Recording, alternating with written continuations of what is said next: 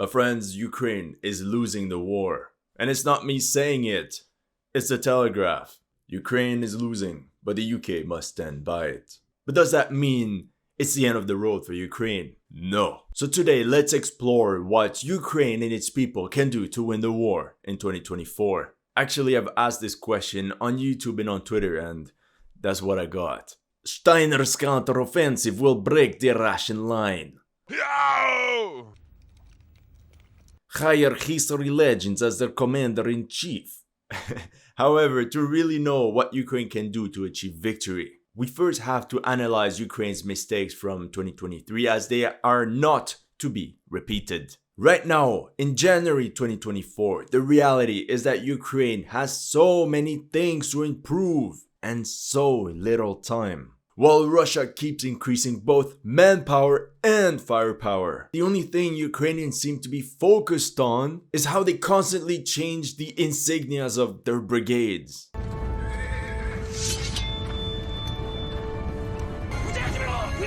On the 13th of December, Zelensky said, Тому що в цьому році у Росії не було жодної перемоги.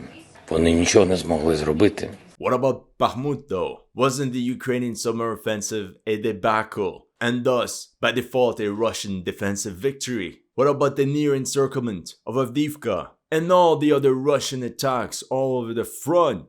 According to Syriac maps, Russia gained 502 square kilometers in 2023, compared to plus 336 square kilometers for Ukraine. In Soviet Russia, defensive tactics gained territory. I'll be blunt, part of Ukraine's setbacks in 2023 are due to NATO's failures in intelligence, training, and operational planning. Fuck. What's worrying to me is that, overall, the Ukrainian plan for 2024 seems to be the same as last year. I mean, check out this article from Forbes. Ukraine is forming 5 new mechanized brigades. Now they need vehicles. That's literally an echo from May 2023. Ukraine forms 8 new storm brigades for counterattack. And then there are more talks of Wunderwaffen, like the F-16 fighter jets and the Abrams tanks. And surprise, surprise, you guessed it, the objective is the same as last year. Our goals didn't change to continue success on Crimea, on the south. It's the same plan that we used last time, and the 17 times before that. Welcome to History Legends, and here are the latest news of the Russo-Ukrainian war. If you're new to this channel, make sure to like and subscribe. As you know, some of my Ukraine videos have been targeted with limited or no ads. So make sure to check out my Patreon or PayPal to keep the show running. Thank you to everyone that has already helped. And welcome to the headquarters. Let's go back to 2023. Thanks to Zelensky, everyone knew the objective was Crimea. From this moment on, there's not 100 ways to get there. Amphibious landing, river crossing over the Dnieper, or charge across the Zaporozhye steppe. And historically speaking, to capture Crimea, one had to hold both tips of the peninsula very hard. Here's what Ukrainian General Sergei Krivonos had to say in this interview. У нас про наш контрнаступ говорили всі, хто завгодно. Прем'єр-міністр, народні обранці, які їздили по всьому, міністри, президент, всі розповідали, що от буде наступ, ми будемо наступати, ми там всіх зламаємо, все. Військові про це мовчали. Бо військові розуміли ті проблеми, які існують, аби забезпечити успіх цього наступу. Honestly, he has a point. This PR campaign by the Western media spoiled any attempt at operational security. Sky News, 11th of March. Ukraine war, spring counteroffensive not far off. Vox, the 22nd of April. So what's the deal with Ukraine's spring offensive? The Guardian, 12th of May. Ukraine has choice of targets as it plots counteroffensive. And people wondered why the spring counteroffensive kept getting delayed. By May 20th, Russia had finalized the capture of Bakhmut. 1 week later, by the 27th of May, the Reddit Nifo trolls squealed when Ukraine posted the trailer of their counteroffensive. A freaking trailer! Now what's bothering me is that General Krivonos seems to be shifting the entire blame on the politicians alone. And that's too easy. If the Ukrainian military wants to win, they need to seriously reflect on their past mistakes. And step 1 is to find the moles in their hierarchy. How come the Russians knew the entire order of battle of the 41st Ukrainian Mechanized Brigade when it reached Kupiansk in July 2023? How come they knew about the amphibious operation against the Zaporozhye nuclear power plant? According to the Ukrainian Marines, the Russians also knew about the Krinky River crossing. And more importantly, they knew the date of Ukraine's summer offensive. As a matter of fact, I remember reading about it on various Telegram channels 1 week before it actually started. Hence my video on June 1st. Ukrainian assault brigades can break the front in multiple locations. The towns of Polohi and Tokmak seem to be the most obvious objectives for round 1. The attack from Velika Novosilka can either be a diversion, but it could also be used to bypass the heavily defended Russian positions around Vuhledar. This is if they even manage to break through the first line of defense. As you can imagine, all these minesweeping vehicles, they will be prime targets for Russian troops. It's one of 3 videos where I openly questioned the Ukrainian counteroffensive. On the 28th of January, German tanks will once again burn in the steppes of Ukraine. On the 28th of March, Ukraine's spring offensive might run into a wall. And then on June 1st, Ukraine should cancel its counteroffensive. According to the Russians, this was Ukraine's original battle plan for the counteroffensive. Zamysel kontranastuplenia Вооруженных сил Украины, or in English, the plan of the counteroffensive of the armed forces of Ukraine. As you can see on the map, the idea was for the Ukrainians to concentrate their forces to break through near Orikhiv, with a supporting action on the flanks across the Dnieper. Yet, this is not what actually happened. I mean, it was still close enough. Instead of a river crossing operation in Kherson, the Marines were redeployed to Velika Novosilka, perhaps to achieve operational surprise, or perhaps the amphibious landings of multiple brigades simultaneously proved to be too complicated. I have to admit that weeks before the actual launch of the Ukrainian offensive, there were growing rumors that Ukraine was preparing something in that sector.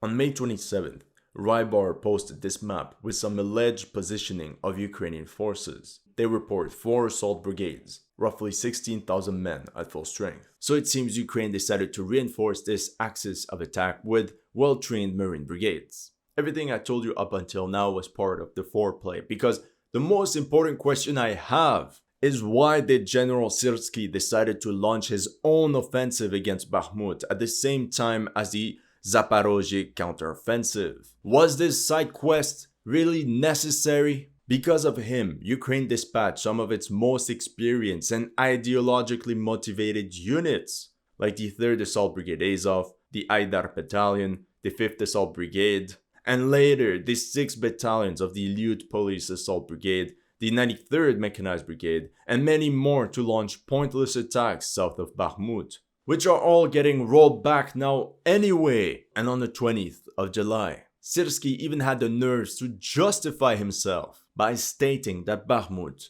was semi-encircled. There's clearly a problem with the Ukrainian High Command. Why would you disperse your forces like that? These Viking-themed, Hindu symbol-motivated units could have formed another attack vector on the southern front. For example, against Polohi to support the attack on Robotine, or out of Vuhledar towards Volnovacha. To me, this means not everyone in the Ukrainian HQ believed in this counteroffensive. However, the plan that I just told you would also mean that Syrsky's Eastern Front would then become secondary, where he would have to transfer some of his best and most elite units under the command of General Tarnavsky of the Southern Front. And truthfully, I think these two don't get along. There must have been huge arguments between the commanders favoring a counteroffensive against the Eastern Front, for example to unblock Bakhmut, perhaps attack somewhere near Svatove, or even go for a full-on offensive against Lysychansk and Severodonetsk, and the ones favoring the immediate reconquest of Crimea. There must have been this quest for this Clausewitzian decisive battle, mixed with NATO's Desert Storm vibes, which in my opinion was the option supported by Western officials to end the war ASAP. So yeah, we can assume that many commanders under General Syrsky did not believe in this sudden counteroffensive towards Crimea. Chances are near zero. Remember how on the 13th of March 2023, Battalion Commander Kupol of the 46th Air Mobile Brigade told the following to the Washington Post. Either it will be a massacre or it's going to be a professional counteroffensive. What did he know that we were not aware of? He continues by saying, I don't believe in a big counteroffensive for us. I'd like to believe in it, but I'm looking at the resources and asking, with what? Maybe we'll have some localized breakthroughs. I can't believe it! He was spot on! This is exactly what happened! And for speaking up, Kupol was demoted. If the Ukrainian military is not open to constructive criticism, how should we expect it to improve in the future? The media often talks about the training of Ukrainian soldiers. But let's be honest, a soldier in a trench only has very limited control of the battlefield. It's the men that are leading the battle from the rear that are responsible for the outcome. It's the Ukrainian officer corps that needs a serious upgrade. Basically everything above the company level. I've been talking about this for a year and a half now. But it seems Ukraine commanders still struggle to coordinate attacks involving more than a battalion. Something similar was actually revealed by this Ukrainian soldier of the ideologically motivated Kraken regiment. In short, he claims the counteroffensive failed due to the incompetence of the command and the smart defensive network of the Russians. What this Ukrainian soldier said seems to be the reality, because on the 4th of December, the Washington Post released the following article. Miscalculations, divisions, marked offensive planning by US, Ukraine. Hold on! US planning what? Very well. Where do I begin? The journalist of the Washington Post interviewed the commander of a Bradley infantry fighting vehicle, who goes by the call sign Frenchman, and he said, "We thought it was going to be a simple 2-day task to take Robotine." What have they been told by their commanders? That is criminal. Let's go. In and out. 20 minutes adventure.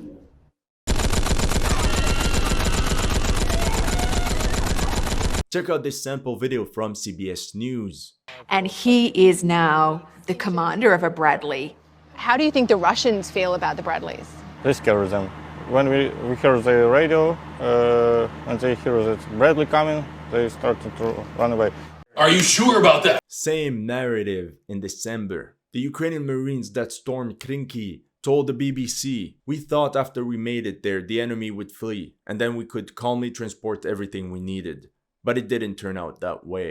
So here's another lesson for 2024. It's time for the Ukrainian military and its entire population to be realistic about the Russian army. Because all this fantasy they're being told will only create more casualties. І питання полягає в тому, що з весни минулого року нам почали розповідати байки, і багато цих українців в ці байки повірили, що через 2-3 місяці війна закінчиться, що дехто там буде пити каву на набережній в Ялті. Я ще тоді сказав, що весною минулого року, що недооцінка ворога під час війни це приводить до великих проблем. І у нас ці проблеми з'явилися.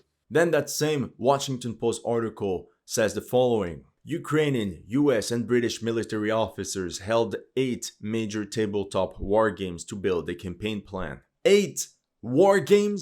And this is the final result. Madness and stupidity. I'm 100% sure they put the settings for the Up 4 at Orcs Flee on contact. US and Ukrainian officials sharply disagreed at times over strategy, tactics, and timing. The Pentagon wanted the assault to begin in mid-April. Sneaky, sneaky Yankees! They planned the entire thing, and when it fails, they throw the Ukrainians under the bus. Classic move. For sure, the timing of the offensive was important, but that's not the real depth of the problem. Anyway, in my opinion, this Ukrainian offensive to recapture Crimea should have been launched in the winter of 2022, right after the Rasputitsa, as an immediate follow-up of the operational successes of Kharkiv and Kherson. Momentum was ideal. The Russian army was demoralized, the Russian front was porous due to a chronic lack of infantrymen, and the 300,000 Mobiks were still at the rear, untrained and not combat ready. Russian aviation was still AFK. Most importantly, there were no fortifications or minefields whatsoever along the Zaporozhye front. And like a famous marshal once said, you only get one shot, do not miss your chance to blow. And that's when Ukraine lost the initiative because Bakhmut happened. Wagner's diversion worked and 100,000 Ukrainian troops got pinned down there, and for conscripts with 3 days of training just to be Ctrl-Alt-deleted by Russian artillery. To this effect, the New York Times wrote, "Fighting in Bakhmut in eastern Ukraine this winter has drained ammunition reserves and led to heavy casualties in some experienced units." Imagine if instead of this summer shitfest we just witnessed in November-December 2022, Ukraine had slowly retreated from Bakhmut and instead concentrated its 100,000 men on the Zaporozhye front with a 5-1 numerical advantage. This one is on Zelensky and on his PR stunt of Fortress Bakhmut. This means for 2024, Ukraine should avoid a Bakhmut 2.0, meaning they should pretty much withdraw to the western side of the Seversky Donetsk Canal and consider withdrawing from Avdiivka ASAP. This is the only way to shorten the front line, allow some units to refit at the rear and improve fortifications. Між тим, завдання номер 1 – зберегти тих людей, які отримали цей досвід, і сформувати на їхній базі нові підрозділи, якраз які будуть і в подальшому з урахуванням того чудового наступального досвіду формувати нові підрозділи, формувати нові способи або оновлювати способи наступу української армії. Ці люди є золотим запасом, їх треба берегти. Ось основне завдання. Oh yeah, before I forget, there were also a lot of talk regarding Ukraine's successes against the Russian Black Sea Fleet, especially with the latest strike on the Russian landing ship Novocherkassk. With that being said, I'm not a fan of this little heart doctrine of indirect approach. For sure, it's a low-risk, high-reward type of situation, but even if the entire Russian fleet would be destroyed, it would still not help Ukraine recuperate Crimea and all the lost territories. The decision on the battlefield will be made by ground forces. How do we even define victory for Ukraine? Are we talking about the 1991 borders? In that case, Ukraine has no other choice but to go on the offensive and essentially quickly come up with a counteroffensive 2.0. There is another option, however, but this will require Ukraine to make amendments to its definition of victory. That is, from this moment on, to lose as little ground as possible to the Russians. As you can see in this article by Foreign Affairs, the West can prevent a Russian victory this year. And it's clear that this second option is becoming now more popular in the West, especially with a reduction of ammunition and weapon supplies. This would push Ukraine to switch from offensive mode to a defensive posture. And according to Foreign Affairs, Ukraine should maintain a defensive posture throughout most of 2024, while units are trained and equipped to mount offensive operations in 2025. This is essentially what Croatia did during the Yugoslav wars, and it worked for them. The problem is that this leaves a full year for Russia to attack and expand its area of control. By the end of 2024, the front could look like that, with the Russians at the gates of Slavyansk, Kramatorsk, and Pokrovsk, with fighting right in front of the major city of Zaporozhye. Some are even talking about a Russian river crossing of the Dnieper to capture Kherson and Mykolaiv. And who knows, perhaps a renewed offensive against Kharkiv. Like the Germans by 1944, the strategic initiative would have shifted entirely to the enemy. We all remember throughout 2022 how these Russian big red arrow offensives and flanking maneuvers ended up being spoiled by US satellite intelligence. Any Russian concentration of forces was detected days before the actual offensive. Intel was then transferred to Ukrainians as to help them take proper offensive or defensive measures. The Russians had no answer to this until they pulled some judo and turned the enemy's strength against him. His first trip to task. General Surovikin and the Russian headquarters came up with some massive maskerovka as they managed to hide their army in plain sight, just like the Soviets did at the Battle of Kursk against the Germans in 1943. That's right, Ukrainian and NATO intelligence got played hard and clearly never learned about history. We all saw the satellite images of Russia's dense network of fortifications being built in Zaporozhye Oblast over the winter and spring. Already there, I was pretty doubtful of the success of the operation when I saw that the Russians had built 5 layers of fortifications on the road between Robotine, Tokmak, and Melitopol.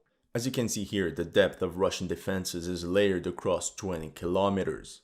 And let me be clear, Ukrainians have never faced such fortified positions. Not only that, all Russian fortified strongholds are located on dominant heights and ridgelines, allowing them to bottleneck and ambush Ukrainian armored columns. However, what I missed was that the Russians had built hidden defensive positions in front and behind of the main visible set of trenches and fortifications.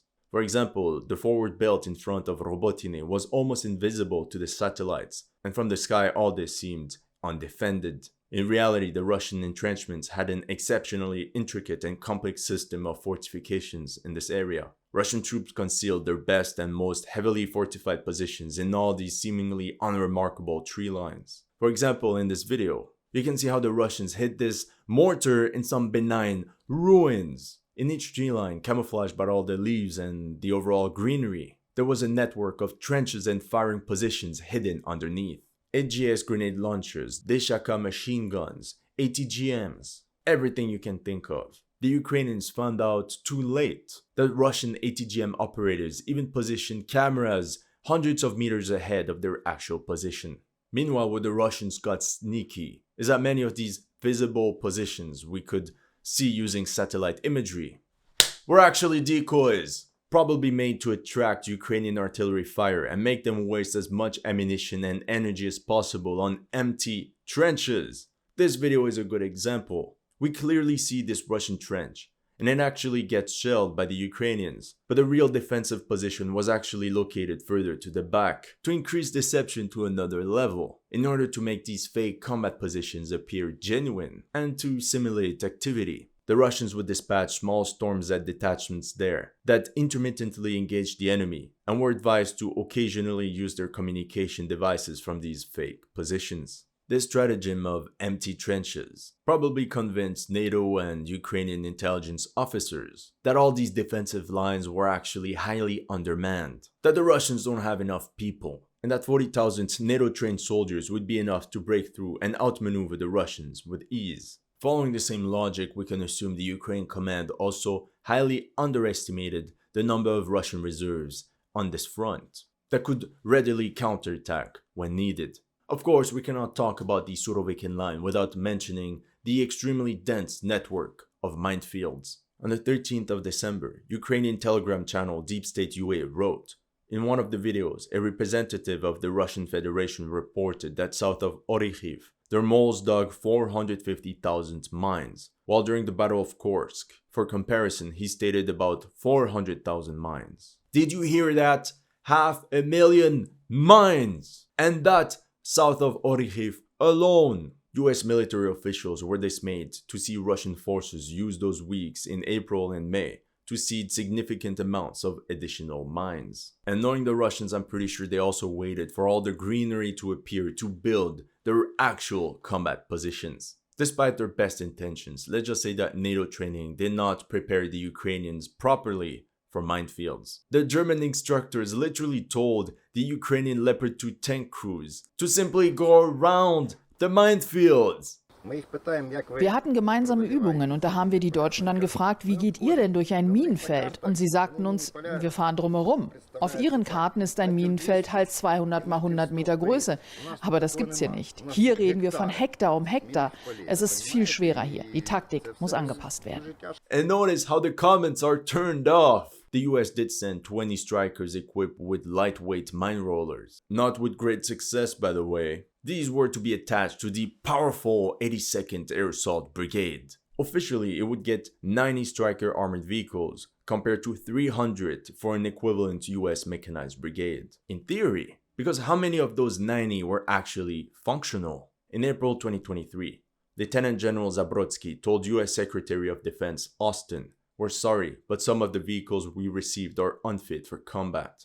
The strength of the 82nd Brigade also consisted of only 2,000 military personnel, instead of the standard 4,000 for a Ukrainian brigade. Lieutenant General Zabrodsky also said many M2A2 Bradleys and Leopard 2s had broken or missing tracks, while German Marder IFVs lacked radio sets. The Ukrainians said there were nothing more than iron boxes with tracks. Basically, these would be useless if they couldn't communicate with their units. combined armed operations. And of course, Ukrainian officials also complained that their assault units for the counteroffensive lacked sufficient demining equipment. That's how most of the mine clearing ended up being done at night by sappers using sticks. I honestly think all Ukrainian soldiers, conscripts or experienced should go through sapper training. All of them should have basic mine clearing capabilities. That's the only way for task forces to actually be independent and make some progress, especially if the only equipment you need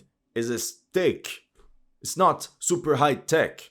Washington miscalculated the extent to which Ukraine's forces could be transformed into a Western-style fighting force in a short period. Of course, you can train Ukrainian conscripts to NATO standards as much as you want. However, it won't matter much if their commanders are completely oblivious to NATO doctrines, whatever they're worth. Also in the West, a lot of the blame on Ukraine's tactical decisions was put on their archaic Soviet-era mentality. But not everyone agreed with this theory.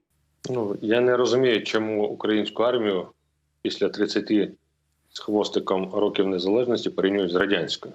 Truth is, the Ukrainian army is facing significant casualties from battle attrition. When the Russians almost got 500,000 extra troops on the front, Open Democracy wrote, it usually takes between 1 and 2 years to form a brigade. But wartime conditions mean that 90% of the 41st Brigade were mobilized this year. Recruitment started in January 2023, and they were dropped into Kupiansk in early July. To be honest, these conscripts performed relatively well. They held the line and helped fill in the gaps to avoid a Russian breakthrough. And by now, all their manpower have 1 year of combat experience. Thus comes the need for wave after wave of mobilization. But not everyone in Ukraine goes to war. According to the BBC, 650,000 men of military age left Ukraine, when there's martial law in Ukraine clearly stating that men aged 18 to 60 have no right to leave the country. At the same time, thousands of others peacefully live at the rear and bribe their way out of mobilization. Чому в світі про російсько-українську війну вже всі забули? Тому що влада мовчить. How many Ukrainian colonels, generals, politicians, businessmen have their sons and relatives fighting at the front? How do you think this affects the morale of the entire army when they're literally throwing the lower social classes of the country right into the trenches? Basically all the men that were too poor to bribe their way out. Ukraine needs to work on corruption ASAP and convince these 650,000 men back into the country. In the end, the UK has trained more than 30,000 Ukrainian recruits since June 2022.